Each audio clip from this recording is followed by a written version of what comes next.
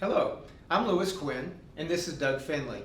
I'm the CEO of the Amira family of companies, and Doug is our president. We wanted to take just a few minutes today to share some information with you in light of this unprecedented crisis that we're facing with the coronavirus. First, let me give you all a big thank you to the nearly 2,000 families and clients that we serve, and the dedicated and caring staff of A Small Miracle and Turning Point Services who have shown tremendous courage during this difficult time. You guys have been great, and we just wanted to share a few extra things with you. And we absolutely want to thank all of our stakeholders for all the tremendous support and commitment that you've provided to us during this difficult time that we see now, and I'm sure we'll see going forward. So thank you for that. We're going to do everything that we can, working from the CEO level at the top of the organization all the way to our direct care providers to make sure that we do not interrupt the services where we can, and that we do everything to make sure that pay for staff and support for services isn't diminished during that period of time. We are working with local authorities as well as MCOs and state and government officials to look at any opportunity we can take advantage of, and we will do that. We will take advantage of any opportunity we can to make things better. Some of the steps that we have taken so far is, number one, we've developed a Corona task force. That task force meets every day to explore new developments and provide communication out to our community. Secondly, we published guidelines for personal hygiene and contact for workers and families. Third, we've changed the protocols for our staff's working protocols.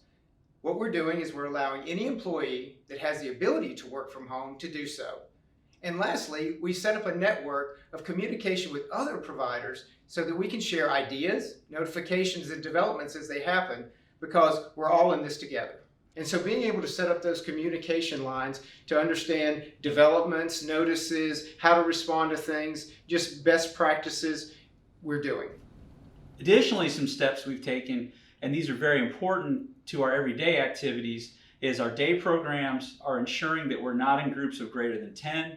We're ensuring that we have cleanliness. We're cleaning 3 times a day. We're making sure that we're aware of folks' health when they're in the facility. Those things have been very important. Additionally, we are working hard with state and local officials to be able to modify services if needed in other ways. But most importantly, we want to make sure that families have access to the service they need when they need it. And we want to make sure that our workers are able to provide those hours so that they in turn can provide for their families. So there's a question that's been coming up several times from a lot of different stakeholders, and that is, are your facilities open? What is your plan for being open?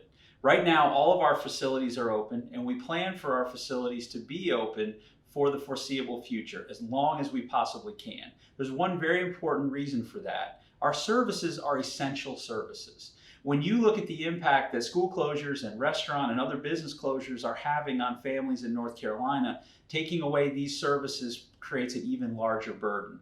So we want to keep our services running in the way that they have been running as long as we can.